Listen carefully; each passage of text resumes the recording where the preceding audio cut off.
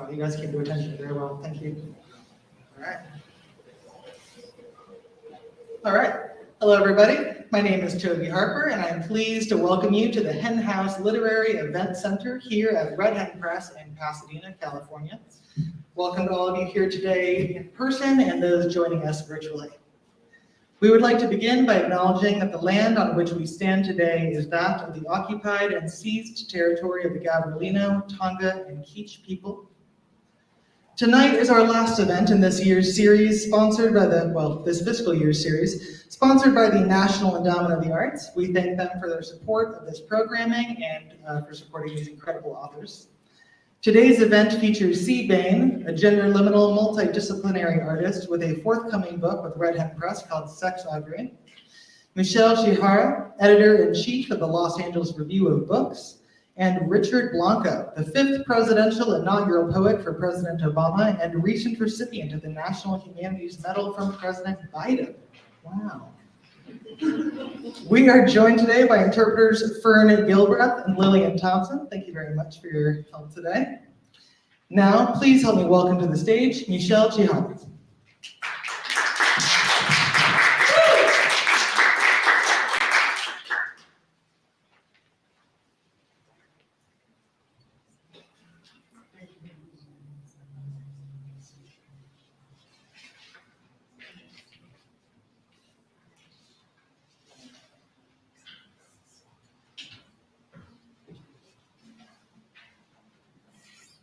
I'm very excited to be here with you tonight. Thanks to everyone for coming in person, who's here in your embodied person.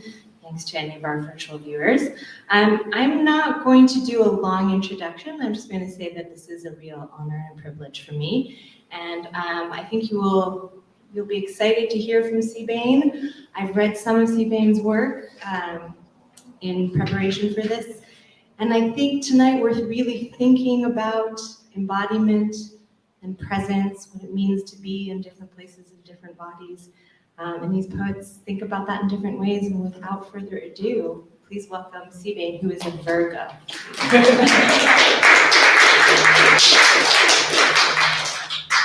Aries rising. Aquarius moon.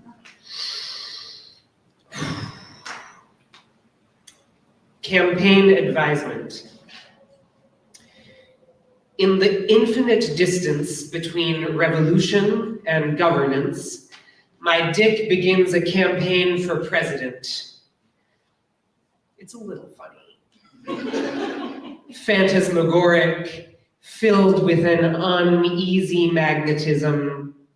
You're pointing out that my dick is not literal, not concrete enough in relation to the failures of nation building we can inarguably witness. But I say, what is my dick, if not aligned like a tracery over the architecture of violence we have naturalized, accepted? What is my dick, if not a bridge built to commemorate a battle, fluted Corinthian columns slapped on the front of a brick colonial Jackson, Rumsfeld? Call him handsome.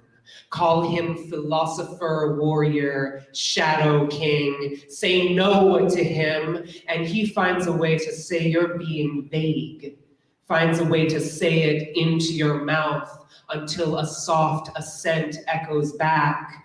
Buckshot embedded in your hunting buddy's face. That's my dick. A founding father. Fancy prose style. Emerging variant. Ropes and ropes of hemp. Cotton. Tobacco. Data. The better to induce you. The better to survive your weight. My dick, frustrated by waiting for openings, drags itself to blood against the granite pediments, refuses the containment of time, refuses negotiations that might lead to its victory, refuses the techno-karmic advances that would allow it to physically exist. So it's begun, of course, attacking me, scratching my skin inside like The Exorcist. I am tired of explaining to you the unseen world, water spooling toward the ceiling, a pool of trapped ghosts. You are tempted to use fire, but the fire will kill you too. Try to use flesh as a remedy, but oops, it's still your flesh. The densest curse of all, clasping my legs around the obelisk, screaming, "Don't take it away from me! That's my dick!" She's gone crazy, Captain. Well, lash her to the mast. A shame it isn't safe to burn a witch at sea. That was one of 2 poems. Thank you for sticking with me. It's such an honor to be here. I'm so delighted to be asked and overwhelmed by the company I'm in. And I have nonetheless responded in a very ornery way to being part of an event called Voices at the Center of American Literature. I was like, it's getting weird and it's getting genital. And so yeah, again, I appreciate everyone's tolerance and stamina. And I'll read this poem and then I'll get out of your way. I'm so looking forward to the rest of the night.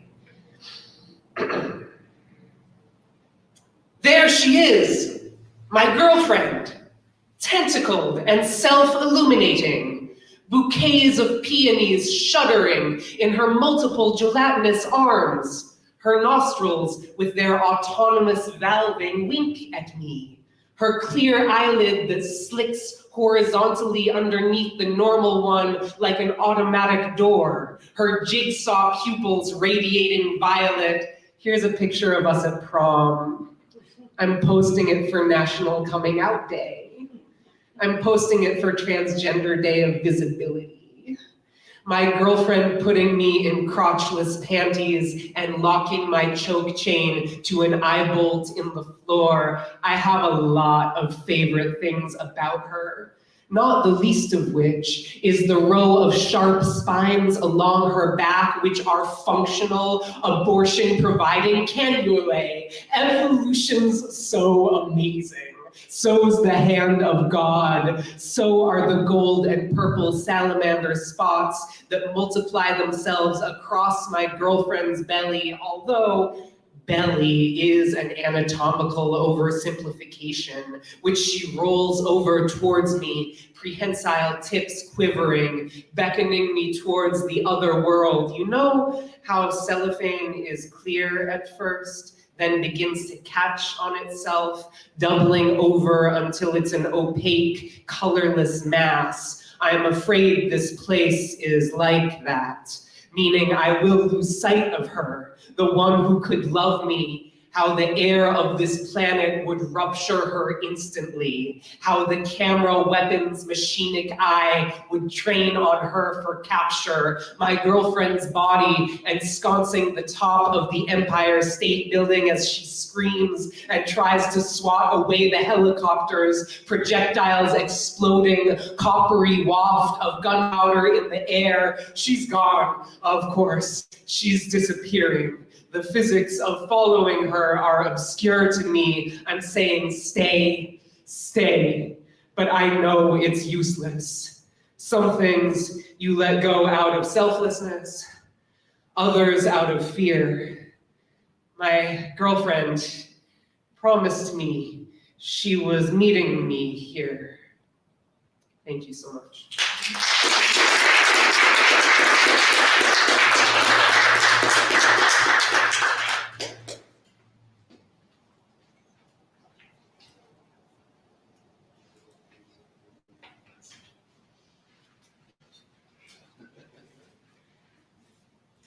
Isn't it fantastic to be in the same room? Woo!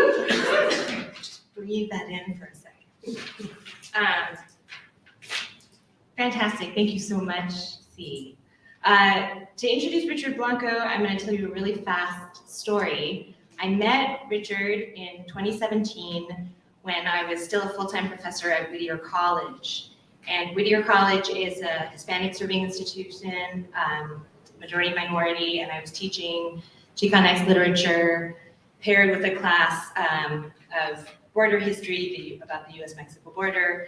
I had a lot of undocumented students who had never spoken out loud before about being undocumented, about being DACA. I had a lot of students with a variety of immigrant histories in their families.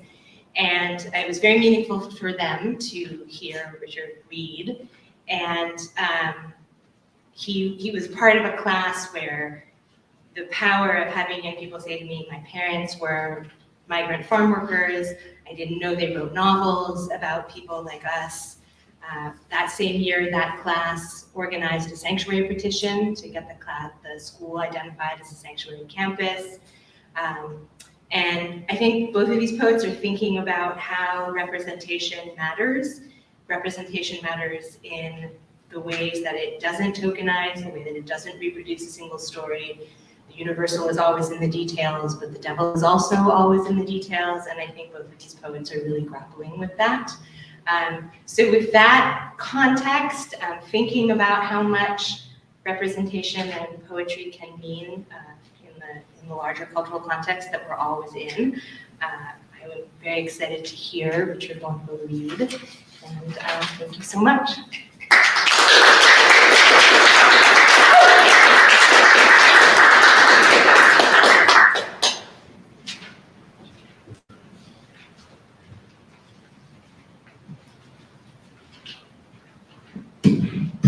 Is this good? Yeah. I mean, thank you, Michelle. And I remember that visit to Whittier. It was just wonderful and magical. And so I'm glad to be here with you again here. And also, C, thank you. I just learned something. Like, it's wonderful to see the new generation is also like, wow, like, this shit is really cool. So, we pass the baton, like, and that's amazing. Like, I see it in my students all the time, right? They're teaching me all the time too. So thank you for taking up poetry as a form of expression and helping us all also. So just to share a few poems, giving you some more context. I always like to say that every poet is in some ways writing one poem all their life, right? And that idea, of course, is not literal, but figurative, is that there's some kind of central obsession or something that takes hold of your life. And it's the subject of art because there is no resolution to it. It's not about finding an answer, it's just finding potential for it. And for me, that obsession, as like some of you know in the audience with my work, is home. Home and all that big word calls into mind in terms of community, family, nationality, et cetera, et cetera. It's a big word. It's like asking what is love. It's like asking what is poetry, right? So that really to this day still is what I look for in my work. That's my driving, my North Star in some ways. I just know it's something that it's a life's work. So I wanted to share a really early poem, and I'm embarrassed to read this poem after C's reading it. But it's my very first poem, my very first book. And there are poems, right, that stay with you. And like, I'm not necessarily crazy about the craft here, but it really started me on this journey of this obsession. I get into my professor, I'm an engineer, by the way, a civil engineer. So like I'm in this graduate course, my first graduate course in creative writing. And we read some Ginsberg and Whitman and so the guy Frost, and we're like, and my assignment is write a poem about America. I'm like, holy shit, what America are these white guys talking about? Because like, especially, I was like, my parents love America, they saved us. Anyway, Cuban exile. So I went home and scratched my head and thought maybe I should quit my day job as an engineer. And thought, what was the most American thing I could write about was Thanksgiving. And so this poem, so you only need to know maybe 2 or 3 things for this poem. One is that for Cubans, Pork is not the other white meat, it's the only meat. There's a reference here to the Bay of Pigs invasion, obviously the old-timer Cubans' aversion to the Democratic Party because of Kennedy and the Bay of Pigs. And yeah, that's it. And I titled it America.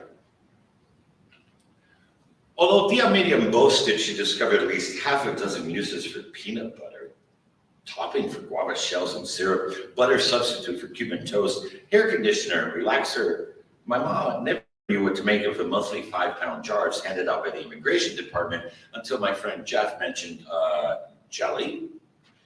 There is always pork, though. For every birthday and wedding, whole ones on Christmas and New Year's Eves, even on Thanksgiving Day. Pork, fried, broiled, or crispy skin roasted, as well as cauldrons of black beans, fried plantain chips, and yuca con mojito. These items required a special visit to Antonio's Mercado on the corner of 8th Street, where men in Guayabera stood in Senate blaming Kennedy for everything. Ese hijo de puta.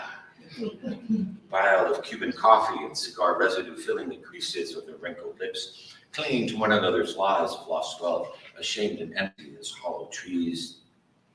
By 7, I had grown suspicious. We were still here.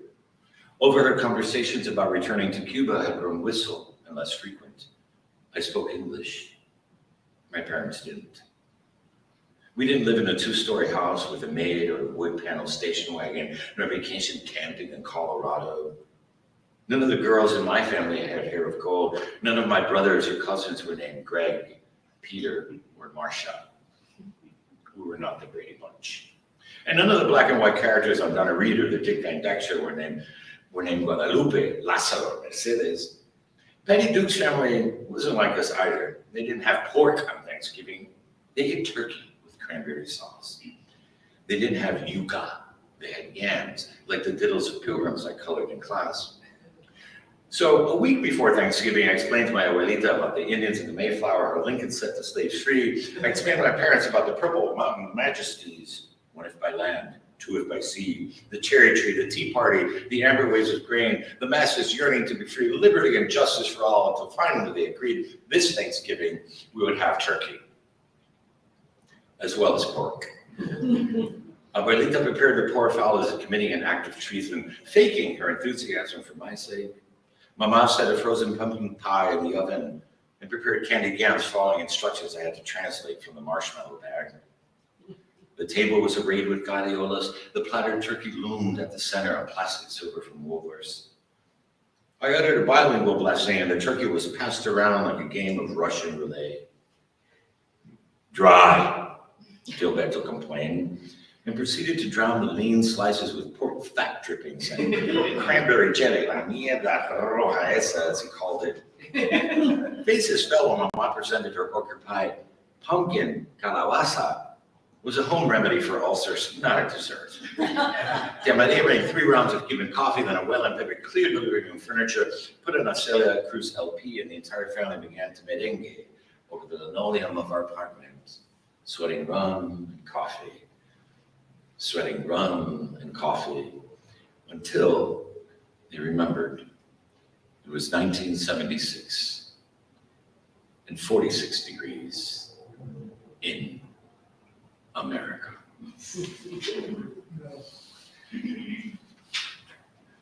So, becoming a presidential inaugural poet, I love that because, like, you're never former presidential inaugural poet. So, like, you're not former Miss America, you're always the PIP presidential inaugural poet. Changed my life in many ways, as you can imagine, right? But one of the things that changed was also thinking about more about how poetry serves as civic discourse, how even my own life and even my own sort of personal trajectory and my own autobiographical trajectory is a social political matter. And so this is the book that's here from Beacon Press, How to Love a Country, or as I like to say lately, how to fuck a country these days, which is written way before, it was written before even the 2016 election. So I just want to share a few poems from there, but this one in particular. And this is, the White House asked me to write actually 3 poems And obviously they picked the one that I read, but for the third poem, I turned to my mother's trajectory, her story as an exile, and thinking about it in a different way. I mean, she left her entire family behind in Cuba. By that I mean 8 brothers and sisters, her parents, her every aunt and uncle, every niece and nephew, every single living being that she knew that was family. And of course, I grew up literally with half a family and also kind of half a mother, because you could always feel that longing, that loss, right? But with this assignment from the White House, which by the way, it was the same assignment I got in my first writing class, write a poem about America. It was like, okay, Obama, I got this one, don't worry. I looked at it in a different light, and I realized that people like my mother are immigrants, exiles like my mother are more of an American than I could ever be for that act of faith, that leap of faith, of taking that chance. And I just saw her in a whole different light. And this is the third poem that I wrote. And it asked me and it asked us all to sort of step into my mother's emotional shoes. And again, this was written many years ago, and think about how we need, if we knew what was at stake, like my mother did, how would we fight for what we need to fight for a little bit more? How might we have more empathy, compassion? How do we have conversations that we need to have in this country? Mother country, or madre patria.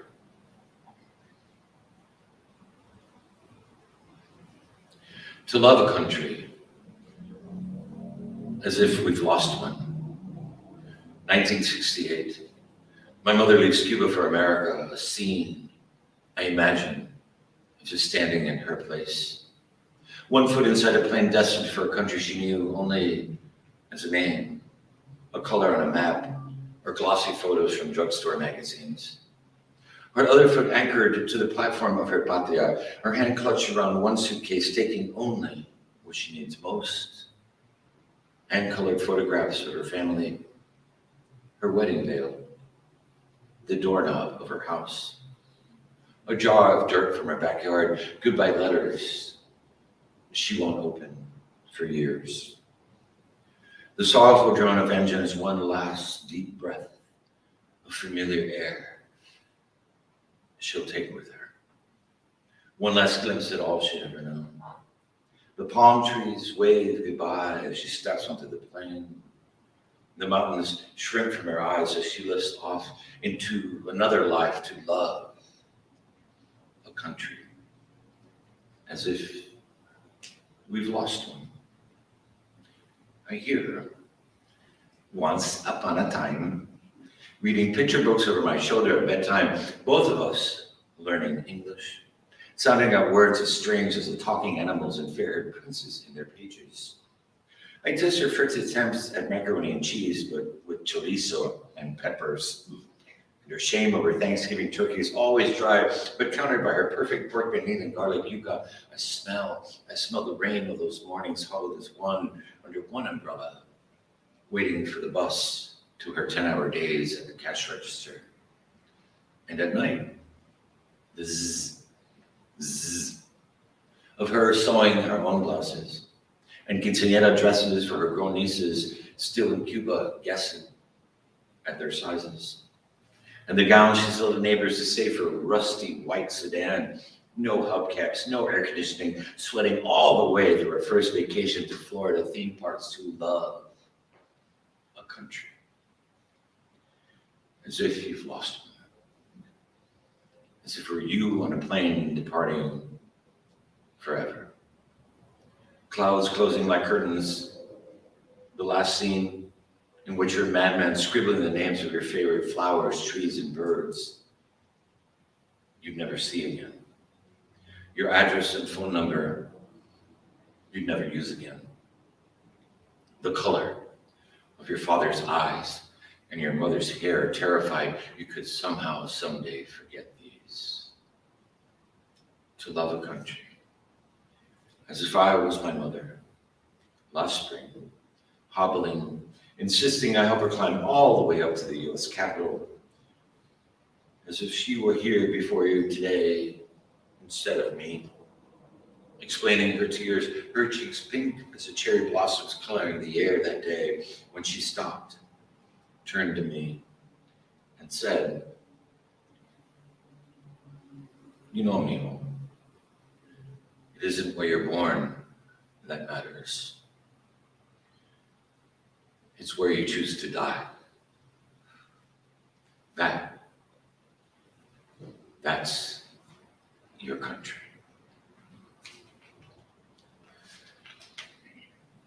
So to lighten up things a little bit, so I never thought of that obsession of home having to do with my sexuality, because I just thought these were separate things. Like, and then granted, like my sense of cultural identity came in earlier than my sexual identity.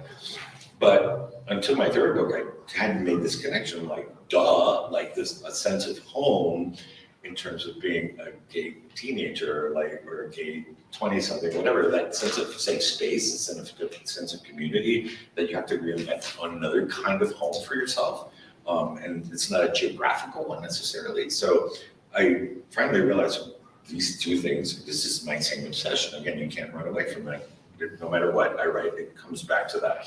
So enter my grandmother, who was like my way to that story, who was a woman who was as xenophobic as she was homophobic. So like anything that was too culturally odd to her, anything that was too American, like was also gay. So like oatmeal was gay. The Cub Scouts were gay. Like Brady Bunch uber gay. Like, so if I wasn't doing something gay, I was doing something American, which is being gay anyway. So, and I remember growing up in Miami, the bubble of Miami was like, God, there must be a lot of gay people in America. I can't wait to get out of this city. So this is kind of a fun look at that. It's a persona poem in her voice.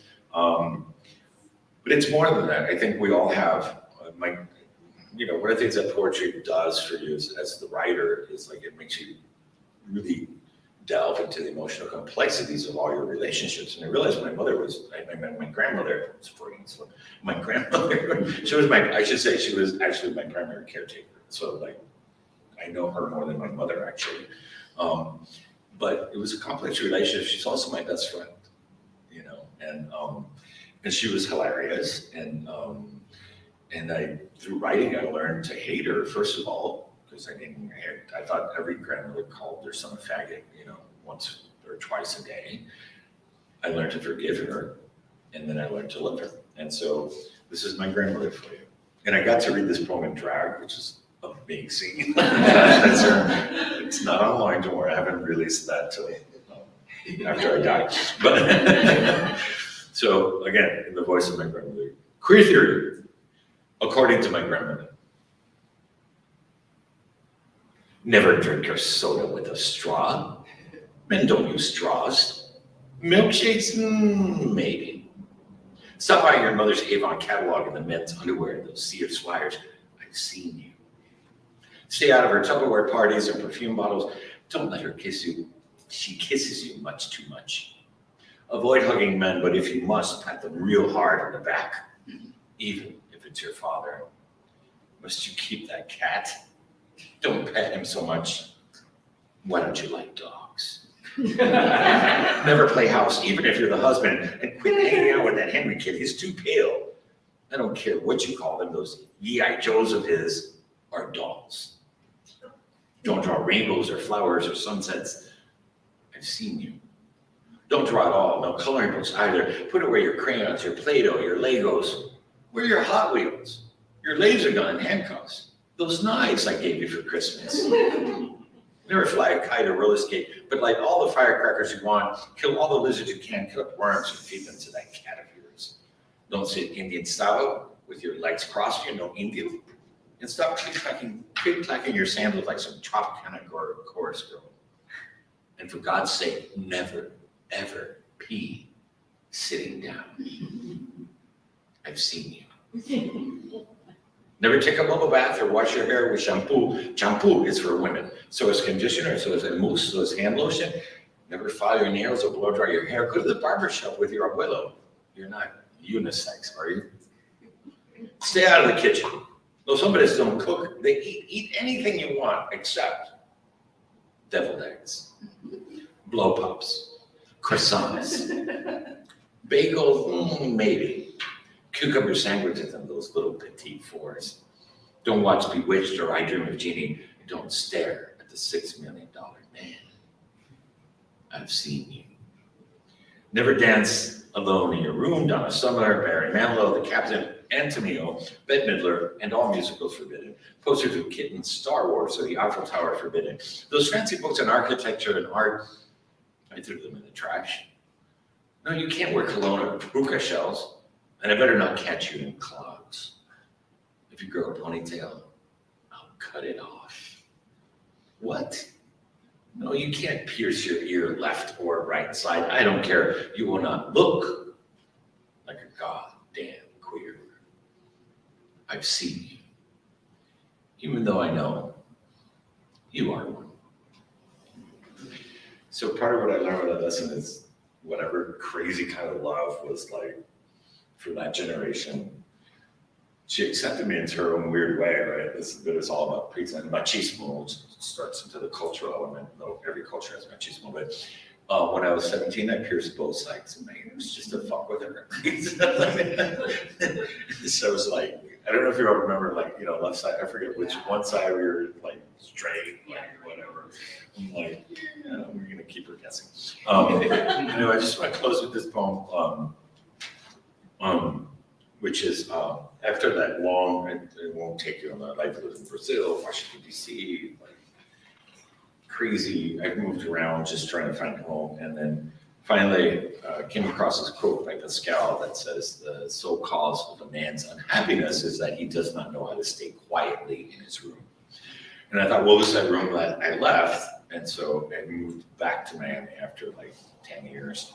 Thinking this is a place where I belong. This place, this liminal place between places, right? Like where you know, where home is this netherworld. There's both Cuban and American at the same time, and of course that didn't work out because, as the adage says, you can't go back home, but you can go back home in different ways. And this poem is both an argument for that idea and also the idea that you can always go back home in your memories and your emotions. So I go to this place, Marco Island, and I'm thinking it hasn't changed in 25, 30 years. This is a place out of my childhood that I used to vacation with my parents. I was since a little kid into my 20s. And this is the emotional response to that. I think we all have a place like this in our life too. So I invite you to think about that place for you as I share my golf motel with you. Looking for the golf motel, Marco Island, Florida.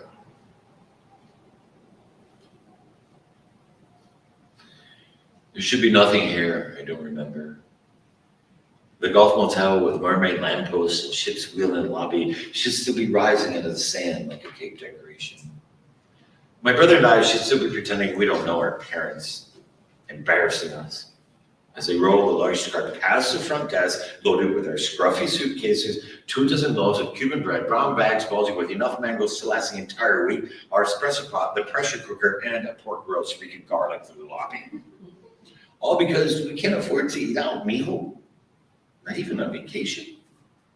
Only 2 hours from our home in Miami, but far enough away to be thrilled by the wider sands on the west coast of Florida, where I should still be for the first time watching the sun set instead of rise over the ocean.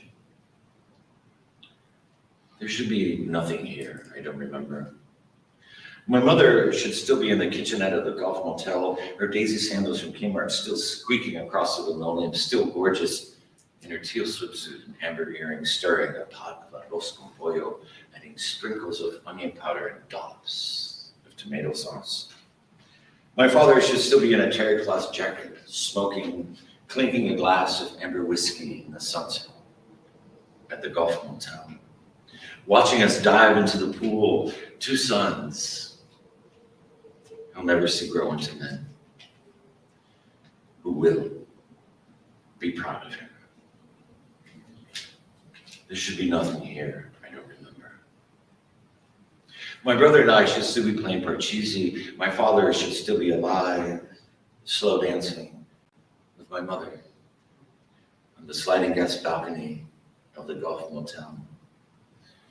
No music, only the waves keeping time. A song only their minds hear 10,000 nights back to their life in Cuba. My mother's face should still be resting against his bare chest like the moon resting on the sea. The stars should still be turning around them. There should be nothing here I don't remember. My brother should still be 13, sneaking around in the bathroom and stalking naked women from sand. And I should still be 8 years old, dazzled by seashells and how many seconds I can hold my breath underwater. But I'm not. I'm 30, driving up Collier Boulevard, looking for the Golf Motel, for everything that should still be, but isn't. I want to blame the condos, the shadows for ruining the beach in my past. I want to chase the snowbirds away with their tacky mansions and yachts. I want to turn the golf courses back into mangroves. I want to find the Golf Motel exactly as it was and pretend for a moment nothing lost is lost.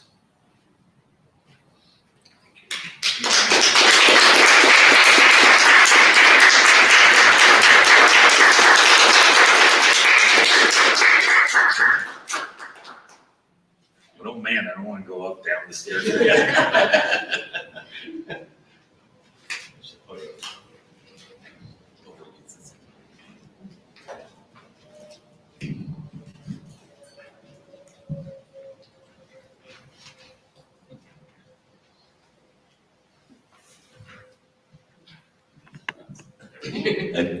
Too much. I think you should ask each other. That's what I really think should happen. Oh my God. Maybe, Richard, when you started out, you said something about the new generation. Can you just elaborate on what you were thinking and we can start the conversation there? What does that mean to you? Well, it's interesting. I'm not a career academic, so I just started teaching in 2019 in time for the pandemic. And then I spent like a year on Zoom and whatnot. But I'm constantly I'm learning from my students and I just love, I don't know, I just like this idea. Well, I should say this. I think sometimes that I'm irrelevant when I hear what the students are talking about. But Z was so gracious in recognizing, oh my, and I'm like, oh no, but then I start thinking about my elders, right? And so I love that there's a continuity in some ways. And so I'm curious about that because at times it feels so different, God, I couldn't even come out in high school, there was no such language, right? And even to my third book, I really didn't come out even in my poetry, so to speak. So that's what I was curious about, how do you relate to elders and what do you take with you and how do you move it forward? Because it's beautiful, so again, the teacher teaches, the student teaches the teacher in some ways. So I feel moved to say that I am 40 and I work with actual young people and I do not speak for them. They're on their own planet. What cream do you use? But regardless of your age, your topics are really right on. Yeah. So I'm very aware. I just went to CalArts for grad school, and so I'm a little annoying to talk to still that way. So Anthony McCann, who teaches there, he talks a lot about writing as a necrosocial practice, and that is something it's really given me as a connection to queer ancestry and also access to people who have died.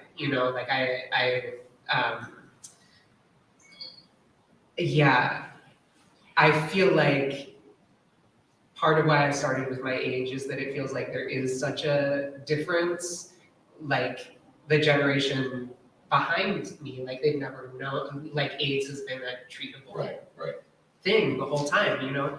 And that is, was so foundational to my consciousness. And then like, you know, being in community with folks who were a generation above me, just like everyone around them died when they were like 20, you know, and I didn't have that experience. As connected to them as I might feel, I didn't have that experience, and it's important to acknowledge that. So, so yeah, I mean, I think it's complicated because I don't ever want to be, you know, actual young people have their own thing going on, and I never want to be like dismissive of that. And at the same time, it is like the context that lets me understand myself and like the importance of my work, if there is such a thing, is that I'm in relation to these people who are absent, you know, who have been erased. Do you want to keep talking about community? I think that you've both raised questions thinking about the moment that we're in now. Are we post-pandemic? Do we get to say that now? What does that mean? As I said in the introduction, I think both of you are thinking about what it means to be in different bodies and different spaces. You're thinking about it in different communities. How is poetry playing a role in the communities that you're in right now? How are you thinking about what it means to come back into spaces where we can read together with people? What are you thinking about around community these days? So, I always felt like that every poem, like there's different, like a poem is like a butterfly, like there's different phases to it, like, and one of the, and I think you probably share this in like, just this moment of like sharing is like, I wouldn't say the last phase was completionism. It's like, that's when the butterfly goes into the room and then also the butterfly comes back to you, right? So, you get a little bit of that on Zoom, like, but, so I'm, you know, I'm just thriving in that again and thinking about how that works. And thinking about writing poetry, like in that context, like also thinking about community in a larger sense. But there's also something else that's going on. I'm twirling my hair for a minute. The weird thing, if you mentioned the pandemic, so the odd thing that also happened is that there was so much time alone that I started really focusing on really small things. And I became very interior compared to how to love a country, which is very exterior. And like, so I cut my palm and I'm watching it every day because what else do you have to do when you're just sitting at home? And the miracle of the body and like, so the world became really small in a beautiful way. And I was able to appreciate the bigness of when you go out too, with the smallness of like, it gave me a different perspective. Like it was, you know, you always don't have, you know, it's great to be out there, but it's also, you need to be in here too. And like, and I think that was the greatest lesson in some ways of the pandemic and where I'm thinking about community right now. And that small things can make a really big difference. And with the Humanities medal, I'm teaching it for Pete's sake. We didn't get fired by DeSantis any minute now. But that's a big thing. But it's got to come from a small place. Like, and it's because I'm a working class kid and didn't have access to humanities. It's what I fought for all my life. And I didn't know what I was doing, right? And it was just being there in the sense of like, you know, even for my students at FIU. So I'm trying to negotiate that thing, how to be big and small at the same time. Yeah, community and belonging is so loaded for me, actually. It's like very, I mean, I started writing and performing poetry when I was 13, 14, and not in like a youth poetry context because there was no such thing at that time. And I had experiences with other people where if I had expected us to be in community, like if I had expected them to value me or have my back or whatever, it would have just been unendurable, so I question that. I question whether, like, I don't believe that everyone who writes poems is in community together. I don't think that's the case. And I don't think that all queer people are in community either. Yeah, I mean, we are all going through this reckoning about connection with other people and what that means. As I mentioned, I go to the dead a lot. I think more so than the question of community, what I go to my creative practice for is like it's a way of seeing and experiencing, and that, like, getting to a point where just experiencing the world and like using language, even though we're doing both of those things all the time, to a point of like denormalizing that and pulling it apart so that it's not rote. Like that's very valuable to me as a life practice. And I think that everyone has access to that. And I think it's very powerful. But it in a way, because anyone can access it, it defies like a notion of community around it. Yeah, no, I mean, I didn't mean to imply that there's, I think there can be a disciplinary aspect to the call for community, right? And that's complicated, obviously, in all of the different ways that writers think about pressures to conform and to conform, which we're thinking about. I think this has been really beautiful and kind of intense, and I kind of want to let you guys off the hook. Is there,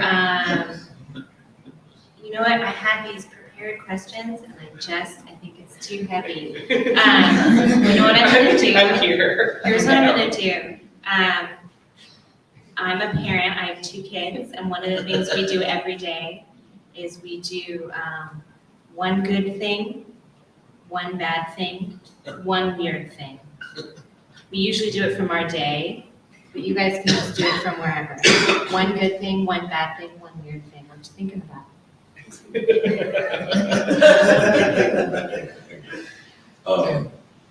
Go ahead.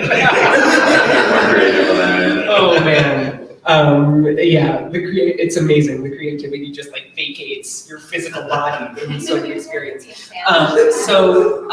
Actually today, I have been doing some work with younger people, and today there was like a presentation and graduation moment, and someone who I've been working with who has like specific bullying trauma around how his voice sounds, and so speaking was like such a hurdle for him. He spoke in front of the assembly, and it was, I was just like, I threw my notebook on the ground. I was so happy that happened. But also like, this is another question. Is giving someone the gift of poetry actually helpful to them in life? I don't know. Maybe that's also the bad thing. Maybe I'm like the Lestat of this situation.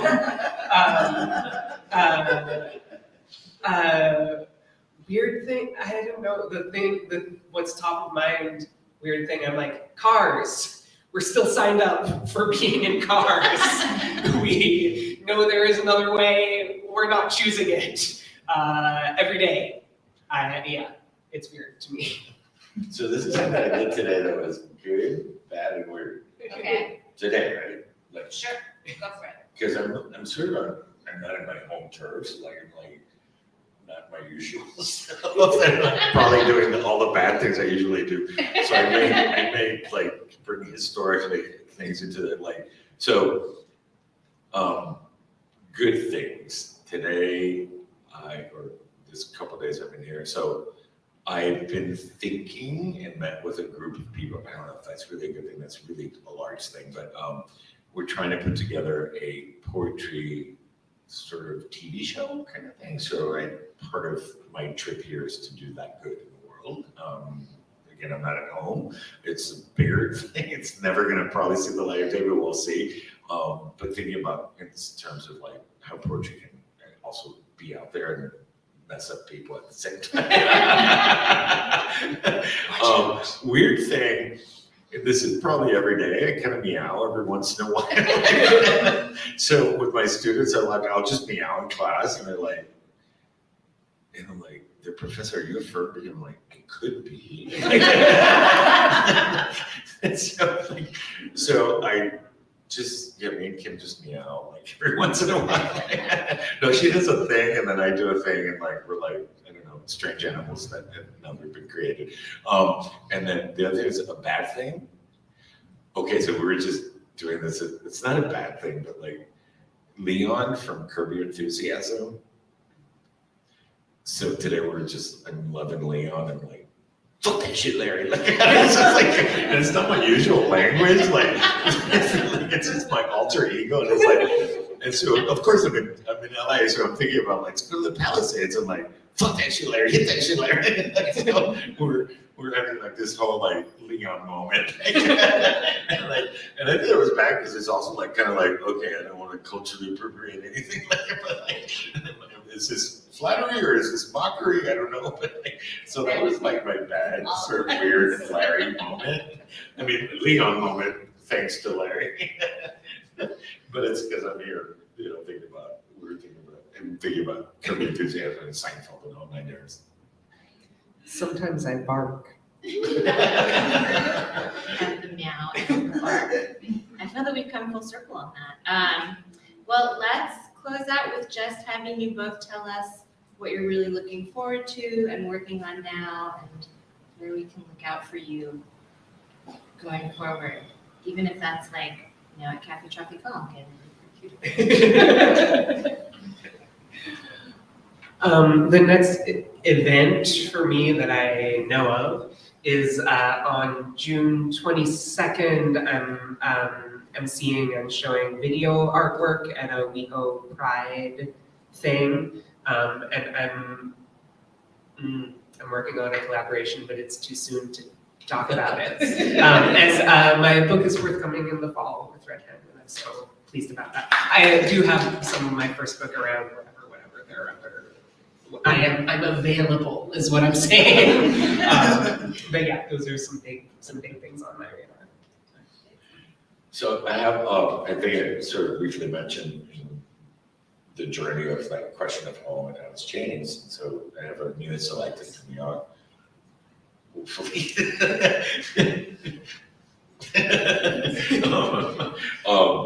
In fall, in October, and it's very exciting. It's terrifying because it's like, again, it's like artists are always challenging this. So it's like, okay, this is a different kind of book.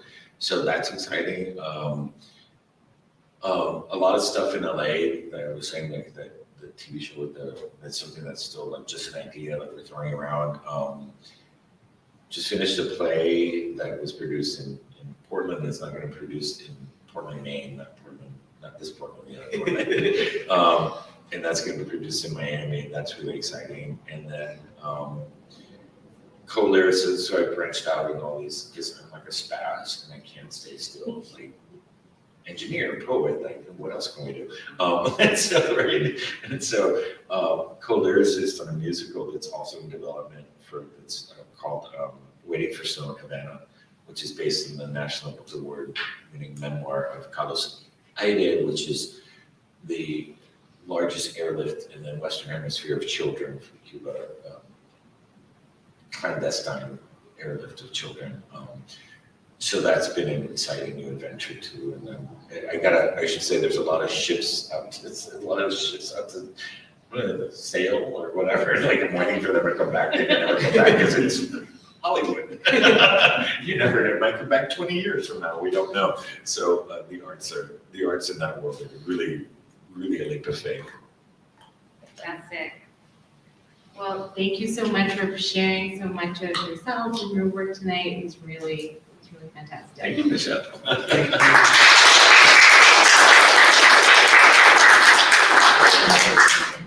Oh, please.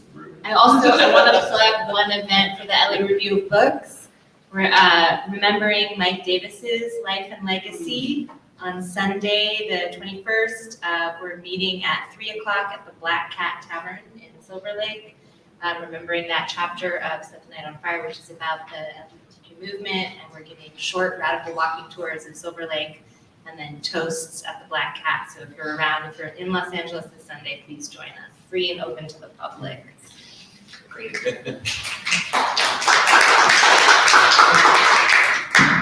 All right, I moved the camera from the stand here for this. Just to say thank you all very much. You could be anywhere tonight. You chose to be here. Thank you very much to C. Bain, Michelle Chihara, Richard Blanco, and our interpreters, Fern Gilbreth and Lillian Thompson. Thank you all very much.